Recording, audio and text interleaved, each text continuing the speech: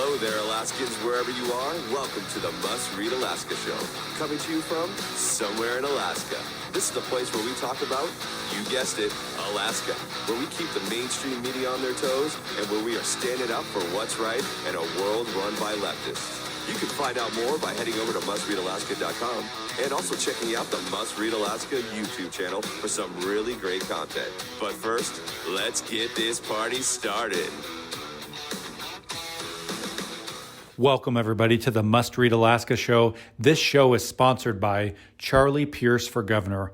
We want to thank Charlie Pierce for Governor for sponsoring the Must Read Alaska Show and making it possible for this show to be spread far and wide in all the nooks and crannies of Alaska. Well, good morning and welcome, everybody, to the Must Read Alaska Show, coming to you from somewhere in Alaska. It's March 14th. The newsletter is already out for the day, and I am broadcasting today from Skagway, Alaska, where I'm sort of holed up for a couple of weeks doing, I've got some family business down here.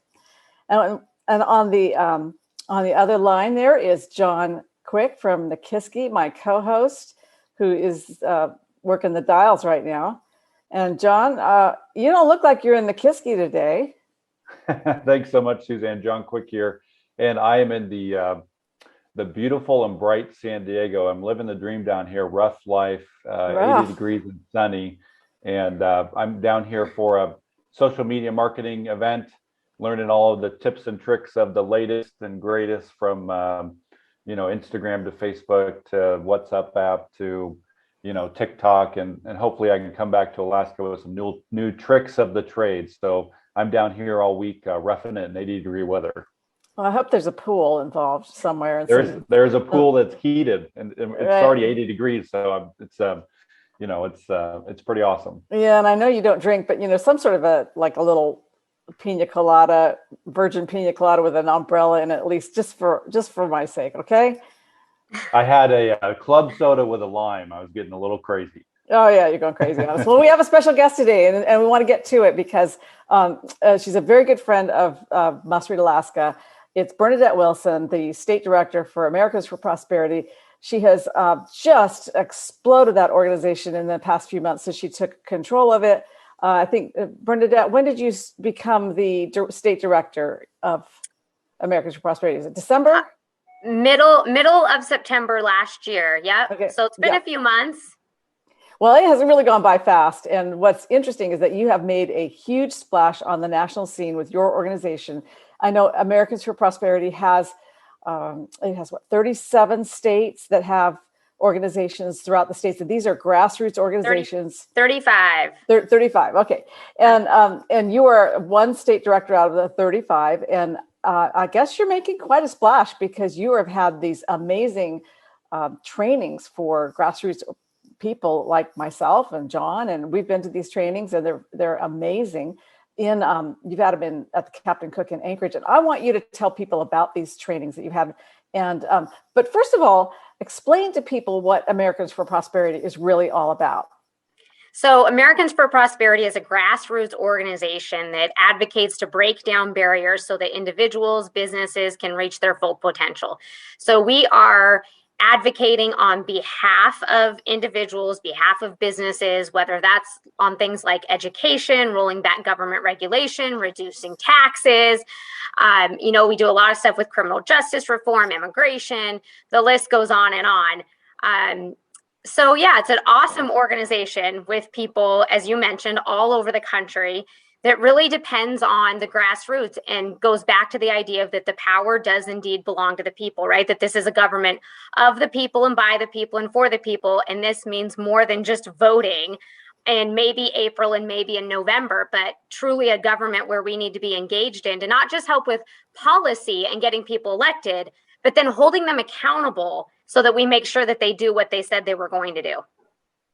Right. And so it's been around in Alaska since about 2015. I remember when it got started, and it is now under your command, and you made some changes. You've got some big trainings that have gone on. I don't think I've ever seen anything like this before. First training you had, there were over 100 people in that training, and they gave up their Saturday to come and learn about how to communicate more effectively with lawmakers and how to get involved, like doing door knocking and things like that, but how to essentially become better communicators of a pro-business, a pro-freedom message. Yeah, no. So we've had those three have all gone very well. In fact, Americans for Prosperity has told me, our regional director said this is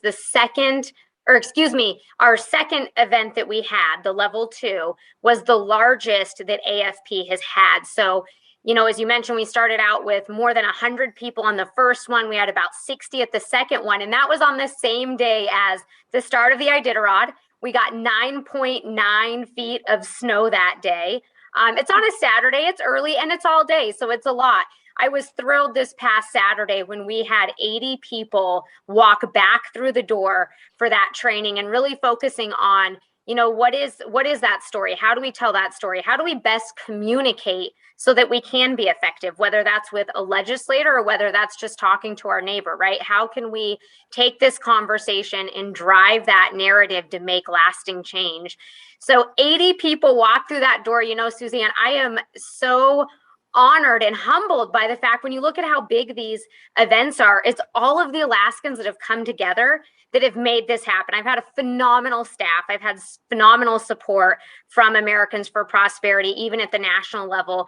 But really, who made that a great event was every single person that filled that seat. And that is incredibly refreshing for anyone that feels like they get discouraged with the political process or they feel like government's just in the way.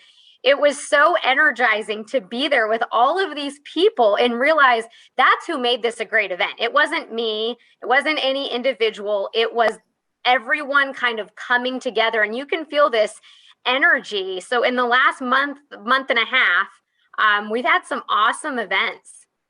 Oh, we're just getting started. Yeah, and so you've got you have the first grassroots training event, that level 1, and then the level 2. You had 80 people showed up for that. I'm sorry I missed that. I'm down here in Skagway. I wasn't able to go to it, but I heard amazing things about it. And so, do you think you might have another level 2 event, or are you going to go on to level 3? Because I think level 3, you're going out of state for that or something. Right. So yes. We've had a lot of people ask about, now that word has spread about a level 1. We've had a lot of people ask if we'll do another level 1. We absolutely will. For this level 2, we had a lot of people that were out of town, and I think the phone has been ringing off the hook. Mm-hmm. The emails have been coming in like crazy. I laughed and said, realistically, we could probably do another one in a week and get another 100 people there. I don't doubt that one bit.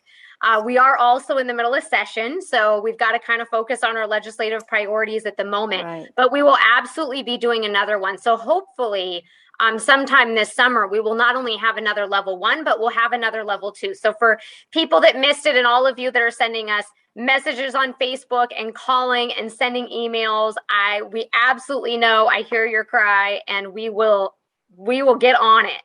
Well, wait until I get back from Skagway, please. And then, because I'd like to attend that level 2. I know that level 1 was a really, really good training. I went to it both times because it's just excellent training. Well, let's talk a little bit about your legislative priorities, because like you said, it's not just all about training. It's about actually getting some other things done as well.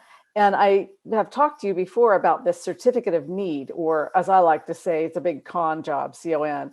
And certificate of need is something that your organization is taking on as a legislative priority in Juneau, because it's very hard to describe to people what it is, because it sounds so arcane. But maybe you can tell people what it is. It involves hospitals, everybody. Right. So certificate of need refers to a batch of regulations that essentially allows for hospitals to have monopolies, and it puts huge barriers in the way for not just hospitals, but even clinics to expand. So whether that's to expand in the sense of starting a new clinic somewhere, or whether that's expansion as far as medical equipment goes, hospital beds, that sort of thing. So with Americans for Prosperity, especially here in the state of Alaska, we're focusing on that because we don't feel the monopolies within the healthcare system work.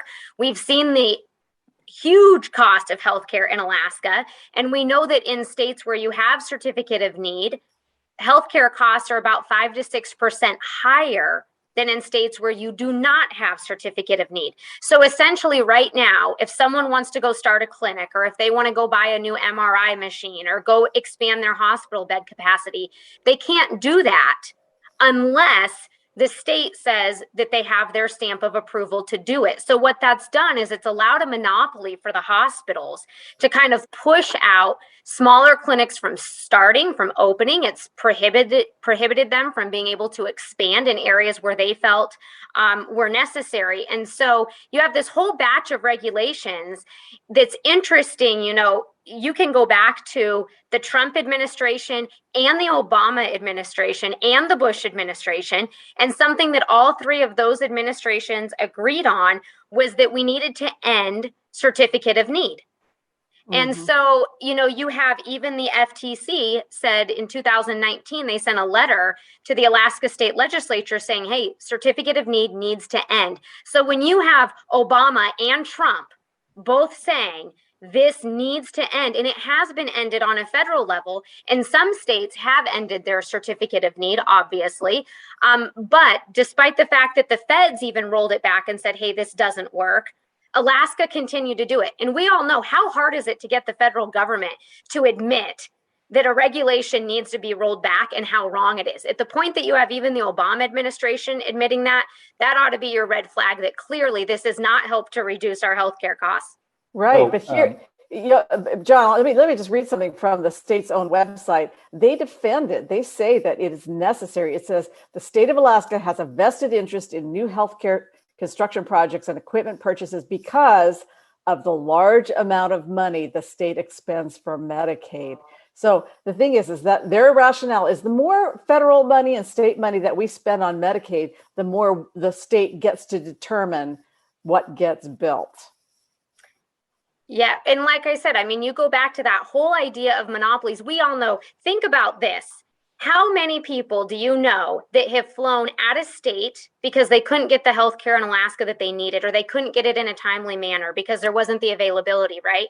We talk about the high cost of health care in Alaska all the time. But yet we know that these states that have certificate of need laws, it's 5 to 6% higher.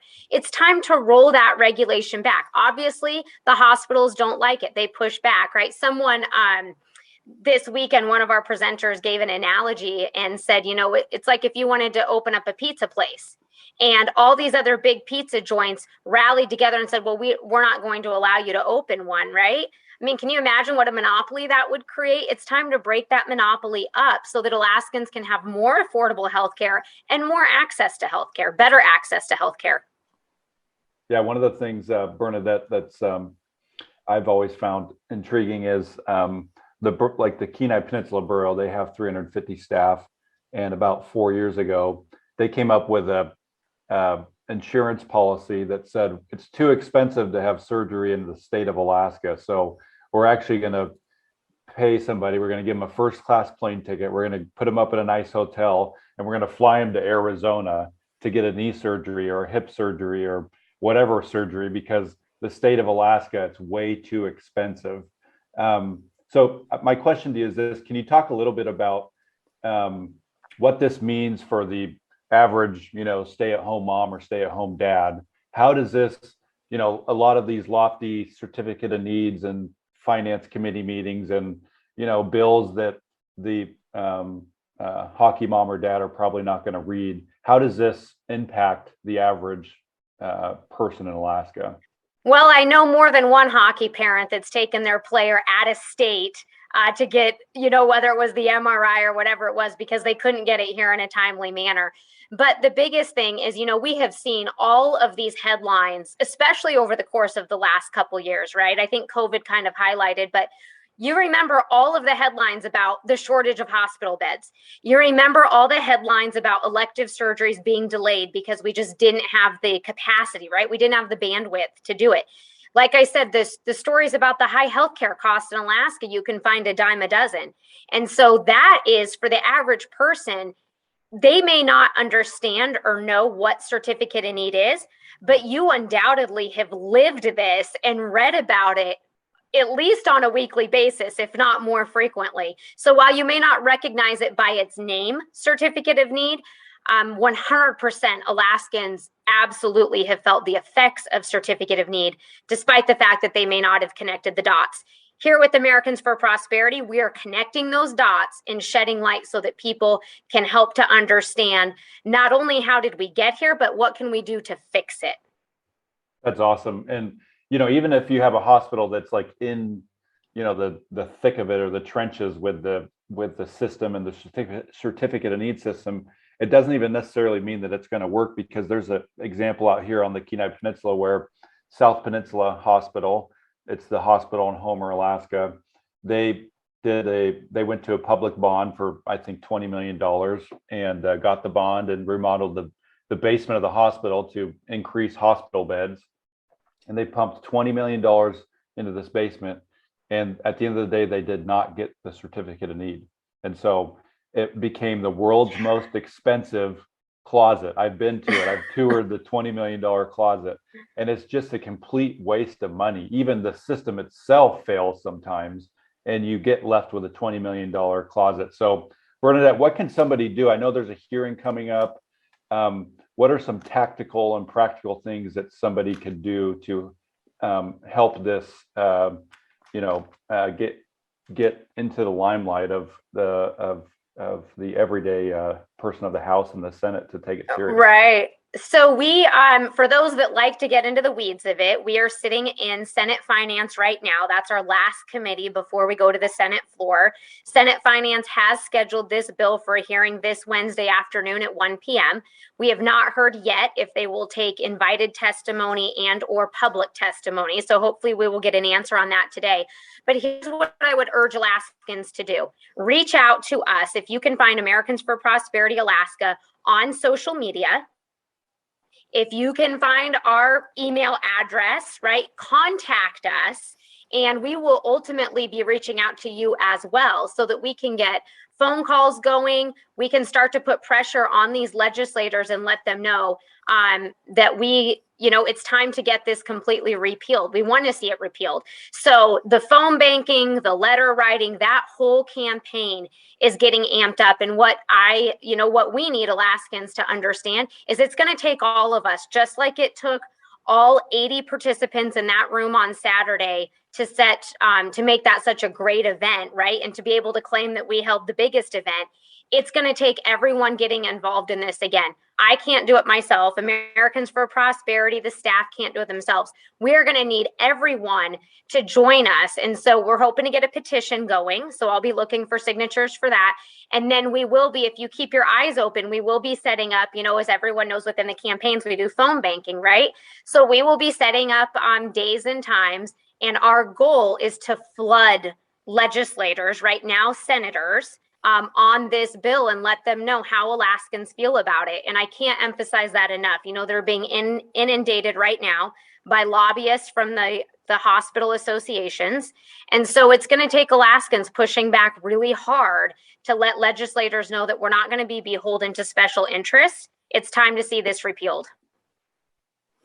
So so if people are just checking in with us on Facebook right now, we're talking to Bernadette Wilson, who's the Alaska Director for Americans for Prosperity. And we're talking about the Certificate of Need program, which is a state law that requires healthcare facilities, any size healthcare facility, before they expand, they have to get a certificate from the state that says that they're allowed to expand.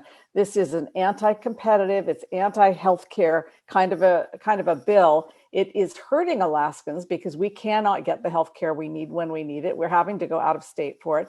And so this particular law basically says, if you want to build something, an extra exam room, you have to have that project reviewed by the government before you can do that. And it is a terrible law. And Americans for Prosperity Alaska has this as one of their legislative priorities, correct? Yes.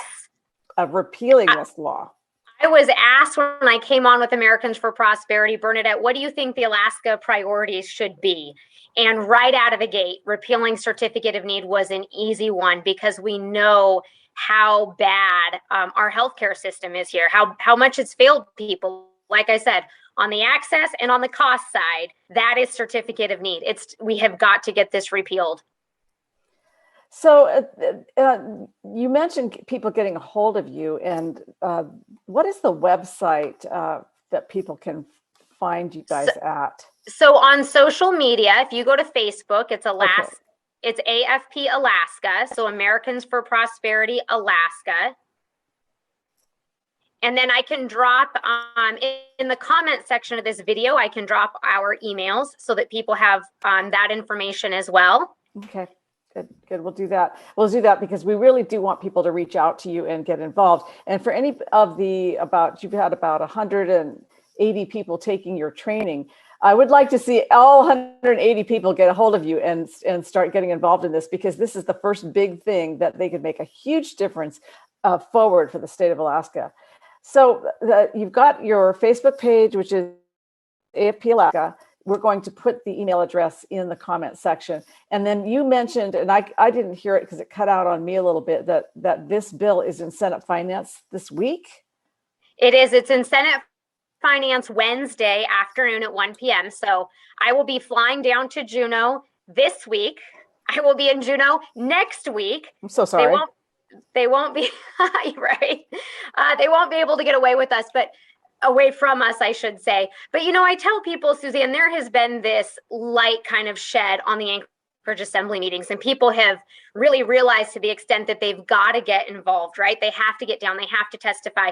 Here's the thing. The fact that Juneau is so far away is not an excuse that we can use anymore. People can call into these legislative hearings just like they can call into an assembly meeting and testify.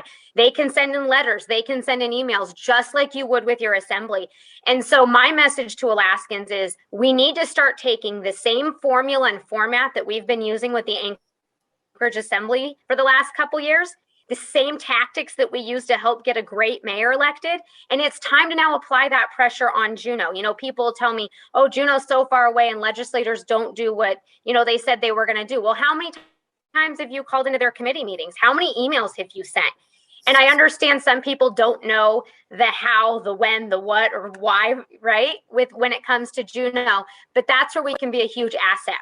We will help guide you. I will help guide you. Here's where the hearing is. Here's the day. Here's the time. Here's who we need to call. What I'm asking is, everyone come on board. Let's get those phone calls made, and let's send a very, very strong, heavy-handed message to Juneau that we're done with certificate of need. And this is not just a partisan issue. I believe you've got support on both sides of the aisle for this, but I also believe that there's an intense amount of pressure coming from the hospital lobbying groups. They want to keep out the day clinics, the day surgery clinics, and the other kinds of clinics that can do work where you wouldn't actually have to go into a hospital. They are trying to suppress that. But in fact, there are people who are Democrat and who are Republican who support this. Will they have the courage to do the right thing? Yeah, no, in states where we've seen certificate of need repealed, and there's, quite a handful of them, it has absolutely been a bipartisan effort. And as I mentioned earlier, you have even the Obama administration. The one thing that the Obama and the Trump administration both agreed on was that certificate of need needed to be repealed. It's been repealed on a federal level. And so, at the point that you have even President Obama on his watch saying, yeah, we probably need to get rid of this. It's a very bipartisan effort. And I absolutely believe it'll be a bipartisan effort here in the state of Alaska. I don't think it matters what political party you are, that the desire to increase access and reduce healthcare costs is a shared value among both sides of the political spectrum. And in some cases, we may have more support from, the left side of the political spectrum, depending on which districts they represent, right? That's true. Well, I'll be doing a story on certificate of need this week, so I may be giving you a call, and we'll touch base on some of the finer points of this as well. John, you have other questions for our guest? So, Bernadette, what's another big thing that Americans for Prosperity is going after this year? We got a couple more minutes here. You have anything else you want to highlight? So patient advocacy is the other big one, right? We've all seen these headlines the last couple of years about individuals having loved ones that were in the hospital and then being told, you're not allowed to come in here, right? I mean, there were people that said, I will quarantine, I'll take a COVID test, I'll do everything, and they're not coming in. I mean, I've told the story of Marvin Abbott, who, and I know Must Read Alaska covered that story. He slept out on the lawn of Providence Hospital for 30 days because they would not let him in to go see his daughter. Those stories are a dime a dozen. Assemblywoman Jamie Allard really went to bat with Providence Hospital as she fought to be able to come into the hospital, as she had been named as a legal advocate for someone that was there. And so patient advocacy is another big one. That bill currently sits on the House side. And so we, again, will be looking to Alaskans to call in. If we want to change it, legislators are not going to change these things on their own. And so it's time for us to take all of our frustration and all of the whining and the complaining, and we've got to channel it down into Juneau to demand that they fix this going forward. So patient advocacy is the other big piece of legislation that we've got our eyes on. Right, and that is a bill by Sarah Vance in Homer. It's a kind of a no patient dies alone bill. And there is a similar bill that's going through the Colorado legislature, I believe. We're not the only state where all of a sudden people realize that hospitals can lock you out from seeing your loved ones. If they want to, they can prevent you from coming in. And then your mother, your father, or your spouse, even your child, they've done this during COVID. They do have the power, and we've got to take that power away from them. That's too much power. Yeah, no, I know Colorado's looking at something similar. I believe Representative Sarah Vance's bill is modeled after an Arkansas piece of legislation that passed. So there's multiple states where all of a sudden the individuals woke up and said, oh my gosh, what the heck? I don't think most of us realized that a hospital could shut you out like that, right? I mean, we took it for granted. It was our parent, it was our spouse, it was our sibling that was in the hospital. Of course we were allowed to go in. This, I think, shocked a lot of people to find out that hospitals could legally deny you the opportunity to come in. I mean, we know of individuals where even the pastor at Providence Hospital was denied, access to come in and, pray with someone while they were on their deathbed. It's heartbreaking, but we've got to change it. And there is no one group that's going to be able to change it by themselves. It's going to take all of us getting involved, all of us putting pressure on those legislators and saying enough is enough. Yeah, and I heard of one hospital in Alaska, and I think this is true. They said that you could not have your family member in unless you signed a document saying that you only wanted palliative care. So you were ready to give up any rights to live. In other words, we're just going to keep you comfortable and then you'll die. And that way your family can come in and see you before you die. And it's like, wow, that is quite the choice to be giving people that, okay, I have to sign this piece of paper that says you won't keep me alive. Then I can see my family. I'm sorry. These hospitals are they're crazy. They've gone too far. It's absolutely sick. And I'll tell you what, if I have to fight those hospitals any day, I will take that battle any day of the week. If this is I'll be right behind you, girl. Who's on the right side of history, you send in all the hospital lobbyists you want. If this is Alaskans versus the hospitals, we will rally those troops and we will fight those hospital boards every single day if we have to. Yeah. A worthy fight. Well, thank you for being on our show. And that is the fastest half hour on the planet. I think, John, we set another land speed record here for the Must Read Alaska show. We try to keep it to a half hour so everybody can get back to their daily lives. But we'll be back on Wednesday with John Quick as the host. And if you're a supporter of Must Read Alaska, we just really want to thank you. It really is a great thing when you hit that donate button and help us keep going. There are plenty of costs, lots and lots of costs to running the podcast, to running the newsletter 3 days a week, keeping the website up and running. There's tech support. There are subscriptions that we have to pay to keep all this stuff going. So thank you for your donations. I appreciate you helping us keep the lights on here. And until next week, I'll see you, but you can see John back here on Wednesday, and dialing off now from somewhere in Alaska. Must Read Alaska show. This show is sponsored by Charlie Pierce for Governor. We want to thank Charlie Pierce for Governor for sponsoring the Must Read Alaska show and helping spread conservative news all over Alaska.